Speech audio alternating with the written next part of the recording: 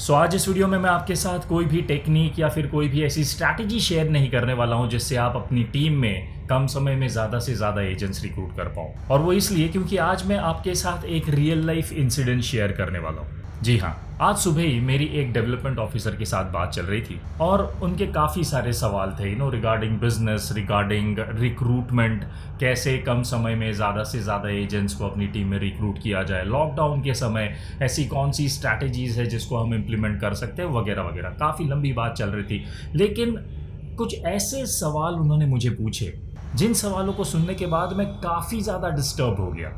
जी हाँ, और believe me, आधा दिन मेरा बेकार गया है। मैं कुछ काम नहीं कर पाया हूँ उन चंद सवालों की वजह से, क्योंकि वो सवाल इतने डिस्टर्बिंग थे कि मैं ये सोचने पे मजबूर हो गया कि आज भी क्या ऐसे लोग इंश्योरेंस इंडस्ट्री में हैं। वो सवाल कुछ ऐसे थे कि सर, अगर मैं बल्क में एजेंट्स को रिक्रूट करना शुरू कर लिया तो आपको क्या लगता है ऑन एन एवरेज एक एजेंट कितना बिजनेस प्रोड्यूस करेगा। जब ये सवाल आया ना, तब मेरे दिमाग में थोड़ी सी घंटी बजी कि ये ऐसा सवाल क्यों पूछ रहे हैं। उसके बाद धीरे धीरे मुझे पता चला उनके दूसरे सवालों से कि इनका एजेंसी डेवलपमेंट इस शब्द का डेफिनेशन क्या है उनके दिमाग में। आगे देखिए क्या पूछते हैं वो पूछते हैं कि ऑन एन एवरेज एक एजेंट से मैं कितना बिजनेस निकाल पाऊंगा। मतलब मान लीजिए अगर एक एजेंट को मैंने अपनी टीम में रिक्रूट कर लिया तो अगले 6 महीने में या 1 साल में मैं उसके पास से कितना बिजनेस निकाल पाऊंगा। तब मैंने उनको पूछा कि आप ऐसे क्यों सोच रहे हो, 6 महीने या 1 साल के बारे में ही क्यों सोच रहे हो, why are you not thinking of long term. और इसका कोई जवाब नहीं है honestly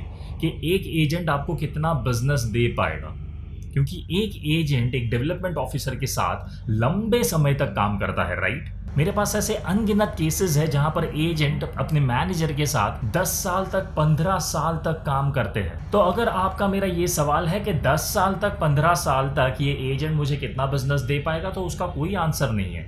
it can be in millions. लेकिन उनका सवाल था कि 6 महीने में या 1 साल में मुझे कितना बिजनेस मिल पाए। तो ये सुन के ऑब्वियसली मेरा दिमाग चकरा गया। मैंने बोला इतना शॉर्ट टर्म क्यों सोच रहे हो। तब उसके बाद उन्होंने क्या कहा पता है, सर आपको तो पता ही है ना इंश्योरेंस इंडस्ट्री में कैसे काम होता है। एजेंट को रिक्रूट करो, उसके नेचुरल मार्केट को अच्छी तरह से निचोड़ लो और उसके बाद ऑटोमेटिकली वो एजेंट जो है वो नेगेटिव हो जाएगा, क्योंकि उसके पास और कोई लोग बात करने के लिए बचेंगे नहीं। तो उसके बाद फिर उस एजेंट का हमें क्या फायदा। इसलिए नए लोग भर्ती करते जाओ, उनका नेचुरल मार्केट है वो निचोड़ते जाओ। बस यही होता है एजेंसी डेवलपमेंट। आई मीन जब मैंने ये सुना ना, मेरा दिमाग खराब हो गया। मैंने उनको बोला कि यार you need to really learn what is agency development. ये डेफिनेशन नहीं है एजेंसी डेवलपमेंट। हम कोई गन्ने के जूस का बिजनेस लेके नहीं बैठे हैं। गन्ने का जूस का बिजनेस आपको पता है ना कि नए नए गन्ने लेके आओ, उनका जूस निकालो और जो कचरा है उसको फेंक दो। क्या ये बिजनेस में है हम? जिस किसी को भी एजेंसी डेवलपमेंट का सही मीनिंग नहीं पता है, he is not fit to work in insurance industry. Agency development is all about nurturing your agents.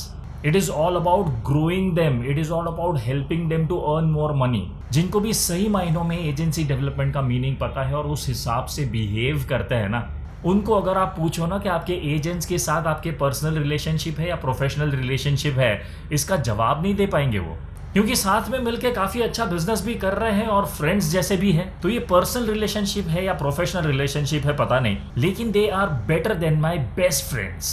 ये जवाब मिलता है मैनेजर्स के पास से। एक काफी इंटरेस्टिंग इंसिडेंट मुझे याद आ गया रामायण से। हम सभी को पता है कि राम के पास एक बहुत बड़ा टारगेट था, राइट, सीता को लंका से छुड़ा के लेके आना। और रावण बहुत ही ज्यादा पावरफुल किंग था, उसके पास बहुत बड़ी आर्मी थी और राम वनवास में थे, उनके पास कोई आर्मी नहीं थी। And that's why he plan to recruit people in his team, right. उन्होंने वानर सेना को रिक्रूट किया, इजंट इट। देखिए ऐसे कई सारे अपने इंडियन माइथोलॉजी में, इंडियन कल्चर में कॉन्सेप्ट्स है जिनको अगर आप ठीक से समझो तो अपने बिजनेस में काफ़ी अच्छी तरह से इंप्लीमेंट कर सकते हो और अपने बिजनेस को और ज़्यादा बेहतर कर सकते हो। तो यही कॉन्सेप्ट को समझते हैं। तो भगवान श्री राम को भी पता था कि इतने बड़े टारगेट को अचीव करने के लिए उनको अपनी टीम में लोग रिक्रूट करने पड़ेंगे, इजंट इट। तो उन्होंने वानर सेना को रिक्रूट किया। सिर्फ इतना ही नहीं, उन्होंने वानर सेना को डेवलप भी किया, नर्चर भी किया।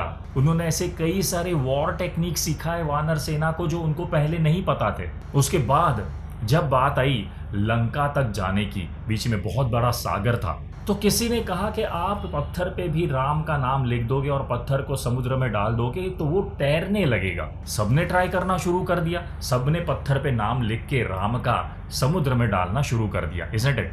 ये स्टोरी हम सभी को पता है, हमने रामायण सभी ने देखा है टीवी पे, राइट? हम सभी को ये इंसिडेंट्स पता है। लेकिन उस टाइम पे भी ऐसे लोग थे जो ट्राई करना चाहते थे कि वाकई में राम का नाम लिख के क्या पत्थर तैर रहे हैं, कि राम का नाम लिखे बगैर पत्थर को समुद्र में डाल के देखते हैं क्या वो तैरेगा या डूबेगा। सो राम के कहने पे भी 100% विश्वास नहीं है, ऐसे भी लोग थे। तो इसीलिए आपको भी आपकी टीम में जितने एजेंट्स हैं उनको कई बार ऐसे भी हेल्प करनी पड़ेगी जहां पर आप उनको एग्जाम्पल दिखा रहे हो, आप खुद कर रहे हो, फिर उनको दिखा रहे हो, देखो इस तरह से होता है। लेकिन फिर भी आपकी टीम में ऐसे लोग होंगे जब आप खुद करके दिखाओगे ना कि देखो ऐसे कॉल करते हैं, ऐसे क्लोजिंग होता है, उसके बाद भी कुछ एक्सपेरिमेंट्स करेंगे, फेल भी होंगे, लेकिन फिर भी आपको उनको समझाना है, फिर भी उनको आपको हेल्प करनी है और उनको बताना है कि देखो मैंने जो आपको तरीका बताया है ना वो ट्राइड एंड टेस्टेड तरीका बताया है और इसमें आप जितने भी सोच पाओगे ना उतने सारे एक्सपेरिमेंट्स हो चुके हैं, राइट? सो ये जो स्टोरी है इससे ये समझना बहुत ही ज़्यादा इंपॉर्टेंट है कि आप कितना टाइम इन्वेस्ट करते हो अपने एजेंट्स को नर्चर करने में। भगवान श्री राम ने जैसे कई सारे टेक्निक्स, कई सारे स्किल्स उनको वॉरफेयर के सिखाए, वैसे ही क्या आप अपने एजेंट को डेवलप करने में टाइम इन्वेस्ट करते हो? क्या आप उनको अलग अलग बिजनेस टेक्निक सिखा रहे हो? क्या आप उनको अलग अलग क्लोजिंग टेक्निक सिखा रहे हो? क्या आपको पता है कि आपके एजेंट की सबसे कमज़ोर स्किल कौन सी है? क्या वो प्रोडक्ट नॉलेज है? क्या वो सेलिंग स्किल्स है? क्या वो क्लोजिंग स्किल्स है? क्या वो कम्युनिकेशन स्किल्स है?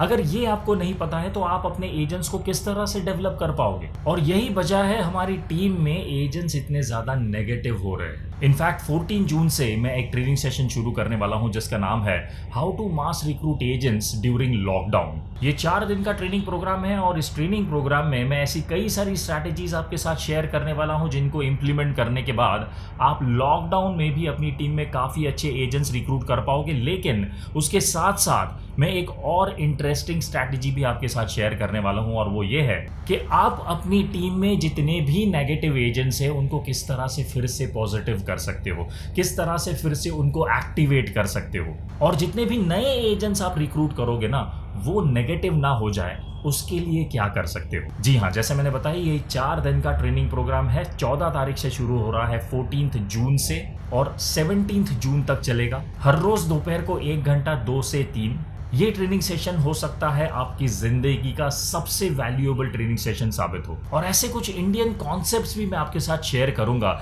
जिनको इस्तेमाल करके आप अपनी टीम में काफी प्रोडक्टिव इंश्योरेंस एजेंट्स को रिक्रूट कर पाओगे। तो अगर आपने इस ट्रेनिंग सेशन में अपने आप को रजिस्टर नहीं किया है तो प्लीज रजिस्टर कीजिए क्योंकि लिमिटेड सीट्स है और जितने भी पार्टिसिपेंट्स इस ट्रेनिंग सेशन में रजिस्टर करेंगे उन सभी को मैं 5000 रुपीज के वैल्यू के रिक्रूटमेंट मटेरियल देने वाला हूं। जो रिक्रूटमेंट मटेरियल आप ट्रेनिंग के दौरान तो यूज करोगे ही, लेकिन ट्रेनिंग के बाद भी अपनी टीम में बल्क में एजेंट्स को रिक्रूट करने में भी आपको बहुत ज्यादा काम आएंगे। इस ट्रेनिंग सेशन को रजिस्टर करने का जो लिंक है वो मैंने नीचे डिस्क्रिप्शन में दे दिया है। तो how to mass recruit agents during lockdown, इस ट्रेनिंग सेशन में अपने आप को जरूर रजिस्टर कीजिएगा। Thank you so much, see you in the next session.